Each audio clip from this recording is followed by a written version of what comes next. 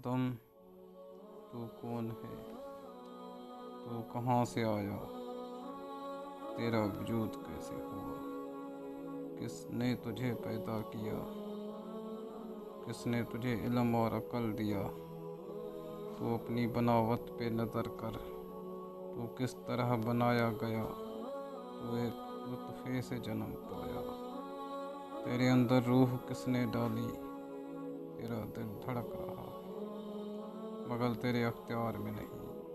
तेरे रगों में खून गर्दिश कर रहा है पर तेरे अख्तियार में नहीं। कौन सी चीज़ तेरे अख्तियार में है?